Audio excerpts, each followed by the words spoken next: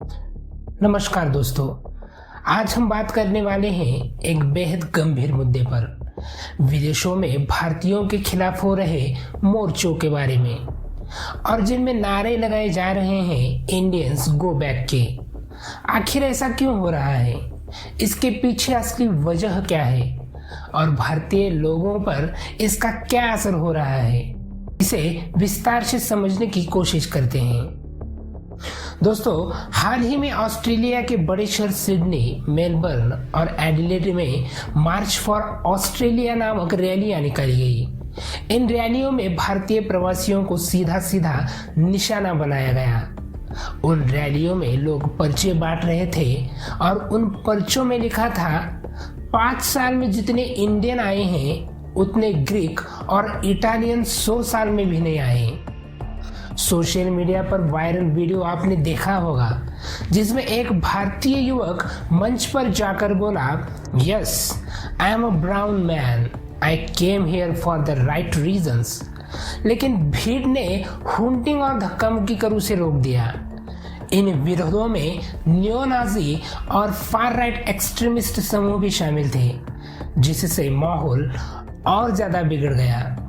सिर्फ ऑस्ट्रेलिया ही नहीं बल्कि आयरलैंड में भी भारतीयों पर हमले हो रहे हैं। डबलिन और वाटरफोर्ड में भारतीय टैक्सी ड्राइवरों पर बोतल से हमले हुए।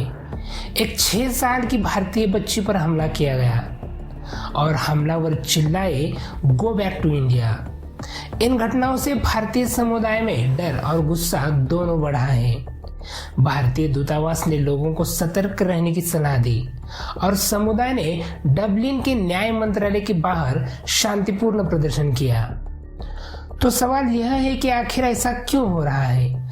सबसे बड़ा कारण है लोकल बेरोजगारी और नौकरी की टक्कर। स्थानीय लोगों को लगता है कि इंडियन उनकी नौकरियां छीन रहे हैं। दूसरा कारण है राजनीतिक फायदा।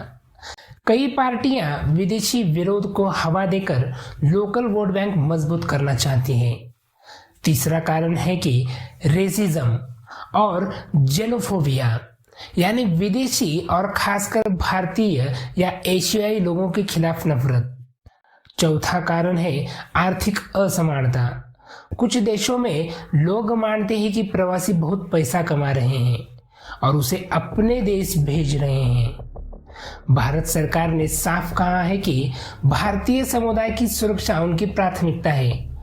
ऑस्ट्रेलियाई नेताओं ने भी यह कहा कि multiculturalism is the identity of Australia और इस तरह की नफरत को जगह नहीं दी जाएगी। आयरलैंड में पुलिस जांच कर रही है और दबाव है कि हेट क्राइम कानून और सख्त किए जाए।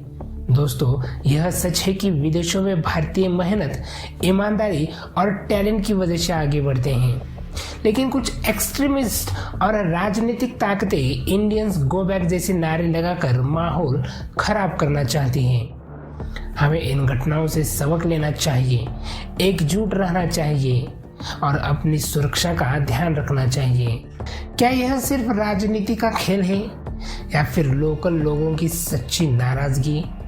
विदेशों में सिर्फ इंडियंस गो बैक के नारे नहीं लग रहे, बल्कि भारतीयों को विदेशों में भेदभाव भी झेलना पड़ता है। कई बार भारतीयों की त्वचा का रंग, पहनावा या उच्चारण का मजाक उड़ाया जाता है। ब्राउन या करी पीपल जैसे शब्द गाली की तरह इस्तेमाल किए जाते हैं। कुछ देशों में कंपनियां लोकल लोगों को प्राथमिकता देती हैं। भारतीयों को कम वेतन पर काम करने के लिए मजबूर किया जाता है। कई बार उच्च पदों पर जैसे कि मैनेजमेंट रोल्स पर भारतीयों को आगे बढ़ने से रोका जाता है। आयरलैंड, ऑस्ट्रेलिया, अमेरिका और खाड़ी देशों में कई बार भारतीय छात्रों और कामगारों पर फिजिकल अटैक भी हुए हैं। गो बैक टू इंडिया जैसे नारे भी सुनने पड़ते हैं। कुछ जगहों पर भारतीयों के खाने जैसे करी, मसालेदार खाना इत्यादि को नीचा दिखाया जाता है। सिखों की पगड़ी या मुस्लिम भारतीयों के पहनावे को लेकर मजाक या शक किया जाता है। कई विकसित देशों में वीजा या पीआर यानी कि परमानेंट रेसिडेंसी पाना भारतीयों के लिए कठिन बना दिया जाता है। लोकल लोग मानते हैं कि इंडियंस हमारी नौकरियां छीन रहे हैं, इसलिए राजनीतिक पार्टियां सख्त नियम लाती हैं। खाड़ी देशों में यानी कि मिडल ईस्ट में स्थिति यहाँ लाखों भारतीय मजदूर हैं, लेकिन उन्हें बहुत कम वेतन मिलता है। कई बार उन्हें खराब रहने की जगह और लंबे घंटे काम करने को मजबूर किया जाता है। उनके पासपोर्ट तक जब्त कर लिए जाते हैं, जिससे वे फंस जाते हैं। लेकिन एक सकारात्मक पहलू भी है। भारतीय doctor, engineer, IT professional, businessman और छात्र अपनी मेहनत और टैलेंट से विदेशों में नाम कमा रहे हैं। कई जगह स्थानीय लोग भारतीयों को भरोसेमंद और मेहनती मानते हैं। अमेरिका, कनाडा, ब्रिटेन जैसे देशों में भारतीय समुदाय बहुत प्रभावशाली और सम्मानित भी है। कुल मिलाकर भारतीयों को विदेशों में भेदभाव का सामना करना पड़ता है, लेकिन उनके योगदान और मेहनत को नज़रअंदाज नहीं किया जा सकता। यही वजह है कि आज भारतीय प्रवासी दुनिया भर में मजबूत पहचान बना चुके हैं।